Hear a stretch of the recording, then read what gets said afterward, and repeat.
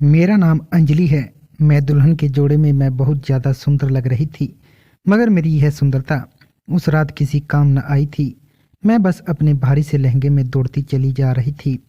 मुझे बस इसी बात की फिक्र थी कि अगर मेरे कदम रुक गए तो मेरे साथ बहुत गलत हो जाएगा। आखिरकार मेरी पूरी जिंदगी का सवाल था। मैं भागते भागते रेलवे स्टेशन तक आ गई थी और यहाँ आने के बाद मुझे कुछ सुकून मिला था, क्योंकि मैं बहुत सारे लोगों की नज़रों से बचकर यहाँ आ गई थी। अगर मैं पकड़ी जाती तो मेरा अंजाम बहुत बुरा था। इसलिए मैं बार बार मन ही मन में भगवान से प्रार्थना कर रही थी कि मेरे कदम ना रुके और जिस मकसद से मैं घर से निकल कर आई हूँ मेरा वह मकसद पूरा हो जाए। लेकिन वक्त निकला जा रहा था और मुझे जल्द से जल्द ट्रेन पकड़नी थी। इसलिए मुझे प्लेटफॉर्म नंबर 17 पर जाना था, क्योंकि मुझे थाने रेलवे स्टेशन से मुंबई जाने वाली ट्रेन पकड़नी थी। ट्रेन प्लेटफॉर्म नंबर 17 पर आने वाली थी, इसलिए मुझे प्लेटफॉर्म तक पहुंचने के लिए सीढ़ियों की सहायता लेनी पड़ी। मैं जल्दी से भागती हुई सीढ़ियों पार करके प्लेटफॉर्म नंबर 17 पर पहुंच जाना चाहती थी। मैं सीढ़ियों तक पहुंचने ही वाली थी जब अचानक मेरे कदम रुक गई और मेरी नज़र जैसे ही सीढ़ियों पर पड़ी, मैंने गौर से देखा तो मेरे पैरों तले से जमीन निकल गई। क्योंकि यह बात सन 2015 की है, जब मैं इस अनजान शहर में पहली बार आई थी। यह शहर है, ख्वाबों का शहर है मुंबई। यहाँ पर मैं अपनी मर्जी से नहीं आई थी, बल्कि मेरी मजबूरियाँ मुझे यहाँ खींच कर लेकर आ गई थी। यहाँ आने से पहले मेरी ज़िंदगी बड़ी ही बेरंग हुआ करती थी। मुझे पढ़ने लिखने का बहुत शौक था। मेरे पापा तो इस दुनिया से जा चुके थे, लेकिन मेरी मम्मी जिंदा थी, जो मेरा और मेरे भाई का बहुत ही ज़्यादा ख्याल रखती थी। मेरी ज़िंदगी मम्मी के होते हुए बहुत ही अच्छी गुजर रही थी। मम्मी हमेशा मेरा ख्याल रखा करती थी। मैं स्कूल से आती तो वह मेरे लिए खाना तैयार करके रख दिया करती थी और घर के सारे काम खुद किया करती थी। मेरी मम्मी से बहुत अच्छी कुकिंग आती थी। उनके हाथ का खाना मुझे बहुत ही पसंद था। उनके होते हुए कभी मैंने कुकिंग तो नहीं की थी, मगर मैं उन्हें कुकिंग करते हुए देखा करती थी। मेरी मम्मी के हाथ में इतना टेस्ट था कि आज पड़ोस में भी खाना बनाकर वह दिया करती थी, तो आज पड़ोसी उनकी बहुत ही तारीफ किया करते थे। मेरी मम्मी एक ऐसी औरत थी जो पड़ोसियों से भी मेलजोल बढ़ाकर रखा करती थी। हमारे बहुत सारे रिश्तेदार थे जो कि अलग अलग शहरों में रहते थे। हमारे अपने शहर ठाणे में तो सिर्फ मेरी ही एक बुआ रहा करती थी। मैं अपनी बुआ जी से बहुत प्यार करती थी। कभी कभी बुआ जी के यहाँ चली भी जाती थी। जिस समय मेरी माँ जिंदा थी उस समय मेरी ज़िंदगी बहुत ही अच्छी गुजर रही थी। भाई भी मुझसे बहुत ज़्यादा प्यार किया करते थे। लेकिन ज़िंदगी में बदलाव तो उस समय आया जब मेरी माँ बीमार रहने लगी। वह कोई ऐसी वैसी बीमार नहीं थी, वह मामूली सी उनकी तबीयत खराब होती रहती थी, मगर कभी कभी वह अपने पेट में दर्द बताया करती थी। भाई और मैं उनसे डॉक्टर के यहाँ चलने की बात करते तो वह साफ इनकार कर दिया करती थी। कहती थी कि मेरे अंदर डॉक्टर के यहाँ जाने की हिम्मत नहीं है, तुम लोग मुझे पेन किल लेकर दे दो, मैं उसे खाकर सो जाऊंगी तो मुझे सुकून मिल जाएगा। और हर बार ऐसा ही होता था। जब भाई माँ को पेन किलर ला कर देते थे तो उनके पेट दर्द को राहत मिल जाती थी और फिर वह सो भी जाया करती थी। उसके बाद कई दिनों तक उनके पेट में दर्द नहीं होता था। इसलिए कभी हमने भी माँ के पेट दर्द होने पर इतना ध्यान नहीं दिया था। बस जब कभी कभी उनके पेट में दर्द उठता तो हम लोग उन पर ध्यान दिया करते थे, मगर हमें नहीं पता था कि उनके पेट के अंदर ही अंदर क्या बीमारी बन रही है जिसकी वजह से उनको दर्द उठता है। इस बात का पता तो हमें जब चला जब लगातार 2 दिन तक माँ के पेट में दर्द उठता रहा था। हम लोग बहुत परेशान हो गए थे। वह दर्द ऐसा था कि एक रात जब उठना शुरू हुआ तो थमने का नाम ही नहीं ले रहा था। रात का समय था और माँ के दर्द बुरी तरह से तड़प रही थी।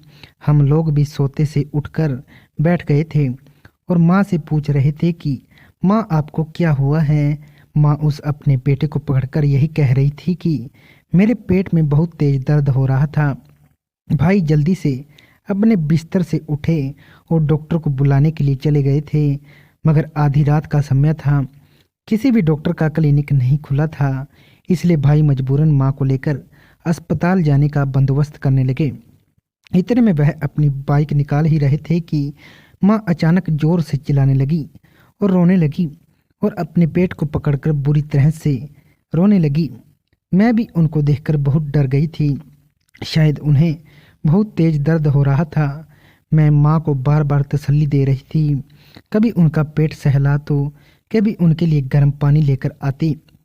मेरी आंखों से भी अपनी माँ की तकलीफ देखी नहीं जा रही थी। फिर माँ चीखते चीखते अचानक बेहोश हो गई।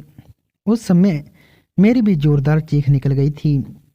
भाई और मेरे तो हाथ पैर फूलने लगे थे कि आखिर माँ बेहोश क्यों हो गई है, उनकी आवाज़ क्यों नहीं निकल रही। भाई ने जब माँ का शरीर छूकर देखा तो वह कहने लगी कि घबराने की बात नहीं है, माँ की सांसें चल रही हैं। तुम रो रो कर क्यों मुझे भी डरा रही हो? डरने की बात तो थी, माँ का बेहोश होना कोई मामूली बात नहीं थी। और फिर ऐसे समय पर जब उन पर बहुत तकलीफ थी, भाई ने जल्दी से माँ को गोद में उठाकर अपनी बाइक पर बैठाया। मैं भी माँ को पकड़कर उनके पीछे ही बैठ गई थी। भाई ने जल्दी से बाइक स्टार्ट की और फिर हम लोग उनको लेकर अस्पताल चले गए थे। माँ को इमरजेंसी में एडमिट करा लिया गया था। हम दोनों भाई बहन एक दूसरे की शक्ल देख रहे थे। मेरा तो रो रो कर बुरा हाल हो रहा था। भाई मुझे तसल्ली दे रहे थे कि कुछ नहीं होगा, माँ ठीक हो जाएगी। थोड़ी देर के बाद डॉक्टर आए तो उन्होंने कहा कि अभी हमने रिपोर्ट नहीं की है, लैब सुबह के समय खुलेगा और तभी हम रिपोर्ट कर सकेंगे। रिपोर्ट आने के बाद ही पता चलेगा कि आखिर आपकी माँ को क्या परेशानी है। अभी फ़िलहाल हमने उन्हें दवाई दी है, उनकी कंडीशन कुछ बेहतर हो गई है। भाई और मैंने सुकून की सांस ली थी। अब हमें सुबह का इंतज़ार था। सुबह होते ही माँ की रिपोर्ट भी हो गई थी और फिर उसके बाद जो रिपोर्ट सामने आई वह बड़ी ही अजीब थी। मेरी माँ के पीते में पथरियाँ थी जिनके भरने की वजह से पीता फट चुका था और उसका जहर उनके पूरे शरीर में फैल गया था। उनकी कंडीशन बिल्कुल भी ठीक नहीं थी।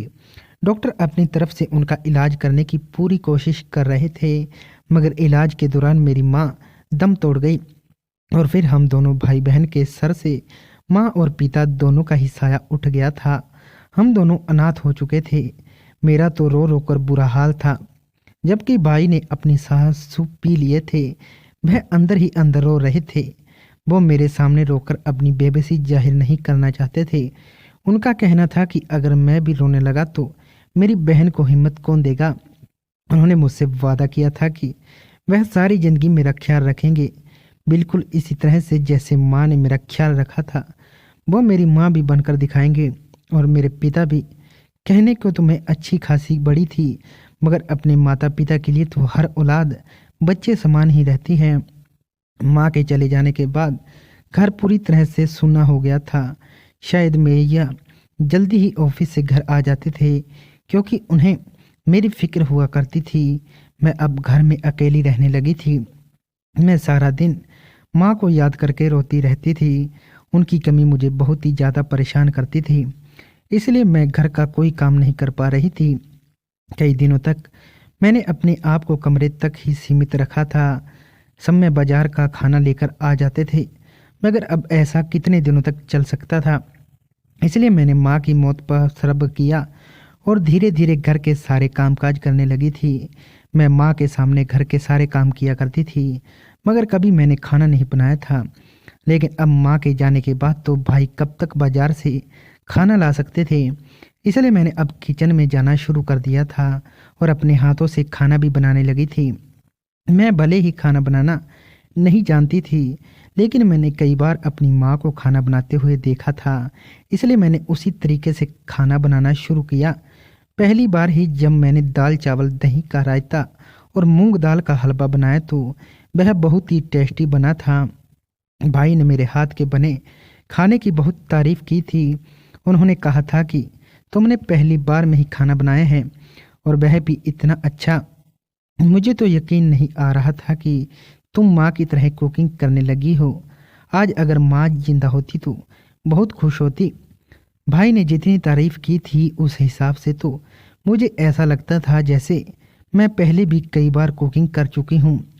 मैं बहुत खुश हो गई थी और फिर उसके बाद से मेरे अंदर खाना बनाने की एक हिम्मत बन गई थी। अब घर में ज़्यादातर खाना मैं ही बनाया करती थी। भाई को बाजार का खाना अब बिल्कुल भी अच्छा नहीं लगता था, मगर भाई मेरी ख्वाहिशों को पूरा करना नहीं भूलते थे। माँ की यादें तो आती थी, लेकिन धीरे धीरे मैं और मेरे भाई एक दूसरे के साथ बहुत खुश रहते थे। फिर लोग भाई से कहने लगे कि अब तुम्हें शादी कर लेनी चाहिए। वैसे तो मैं भी यही चाहती थी कि भैया की शादी हो जाए। मैंने भाई से कहा कि भैया लोग ठीक कहते हैं, आपको शादी कर लेनी चाहिए। कुछ दिन गुजरने के बाद भाई ने मुझे अपनी पसंद के बारे में बता दिया था। दरअसल वह किसी लड़की को पसंद करते थे। भाई ने कहा था कि तुम उसके घर रिश्ता लेकर चली जाओ।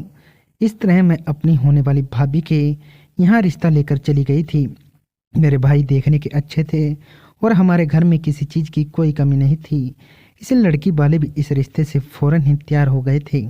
मेरी भाभी सीमा बहुत ही सुंदर थी। वह मुझे पहली नज़र में ही बहुत पसंद आ गई थी। भाई और उनका कॉलेज टाइम से अफेयर चल रहा था और वह दोनों एक दूसरे से शादी करना चाहते थे। भाई की शादी पर मैं बहुत खुश थी। उनकी शादी खूब धूमधाम से हुई थी, मगर इस बीच हम दोनों भाई बहन को ही अपनी माँ बहुत याद आ गई थी। भाभी घर आ गई तो मैंने सोचा कि अब मुझे कुछ सुकून मिल जाएगा, क्योंकि मैं अकेले ही घर के सारे काम किया करती थी। अब भाभी घर के कामों में मेरा हाथ बटा दिया करेगी और मेरा अकेलापन भी खत्म हो जाएगा। शुरू शुरू में तो कुछ दिनों तक भाभी बिल्कुल ठीक रही थी। जैसे मैंने सोचा था भाभी बिल्कुल वैसी ही थी, मगर जैसे जैसे वक्त गुजरता जा रहा था भाई ने धीरे धीरे उन्हें घर की सारी जिम्मेदारी दे दी थी। उसी हिसाब से भाभी बदलने लगी थी और फिर भाभी के दिमाग आसमान पर पहुंचने लगे थे। सीमा भाभी, जो कि पहले मेरे साथ घर के कामों में हाथ बटा दिया करती थी, लेकिन अब सारा सारा दिन वह अपने कमरे में टीवी के आगे बैठी रहती थी और हमेशा भाई के साथ कहीं ना कहीं बाहर घूमने जाती रहती। वह दोनों पति पत्नी बाहर घूमने जाते थे तो मैं उन दोनों के लिए खाना तैयार करके रख दिया करती थी, लेकिन भाई भाभी कहीं ना कहीं घूमने चले जाते थे। इस तरह मेरा खाना वेस्ट होता था। एक दिन मैंने भाभी से कहा, भाभी आप दोनों मुझे बिना बताए घर से बाहर चले जाते हो और बाहर से ही खाना भी खाकर आ जाते हो। इस तरह घर का खाना वेस्ट होता है। आप लोग मुझे बता कर जाया करो कि आपको बाहर खाना खाना है या। मेरी बात सुनकर भाभी को गुस्सा आ गया था और वह कहने लगी कि तुम्हारा क्या मतलब है कि मैं और तुम्हारे भाई खाना वेस्ट करते हैं? अरे जब तुम्हारा भाई खुद ही कमाता है तो खाना वेस्ट होने की फिक्र भी नहीं है, होने क्यों होनी चाहिए। इतने में ही भाई वहाँ पर आ गए। भाई पूछने लगे कि क्या बातें कर रही हो, तो भाभी ने उन्हें बढ़ा चढ़ाकर बात बताई। भाभी ने कहा, तुम्हारी बहन का मतलब है कि हम खाना वेस्ट करते हैं, तुम मुझे बाहर घुमाने ले जाते हो और मुझे बाजार का खाना खिलाते हो, तो यह बात तुम्हारी बहन को बुरी लगती है। मैंने कहा, भाभी आप यह क्या कह रही हो? मैं तो सिर्फ आपसे यही कह रही थी कि आप मुझे बताकर जाया करो। आपने तो बात को कुछ और ही दिशा दे दिया। भाई कहने लगे कि यह तुम क्या कह रही हो, हम तुम्हें कभी क्यों बता कर जाया करें? तुम इतनी बड़ी हो गई हो जो इस घर में तुम्हारी मर्जी चला करेगी। भाभी कहने लगी, मैं आपसे कहती ना कि आपकी बहन बहुत ही बदतमीज है। मुझे पलटकर जवाब देती हैं, आज आपने खुद ही देख लिया ना इस बातें कैसी। भाई भाभी की बातें सुनकर तो मैंने अपने कानों को हाथ लगा लिए थे। भाभी तो भाभी, मगर भाई भी भाभी जैसी ही कहने लगे थे। उन्हें अपनी बहन की बात पर विश्वास नहीं हो रहा था।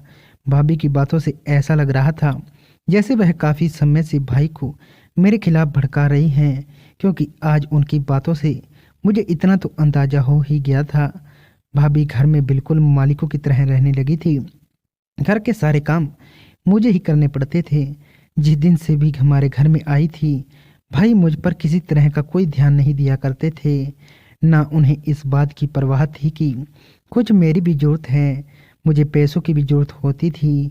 भाई ने तो शादी के कुछ दिनों बाद से ही घर खर्च भाभी को देना शुरू कर दिया था और फिर तभी से हमारे घर की व्यवस्था बिगड़ती चली गई थी।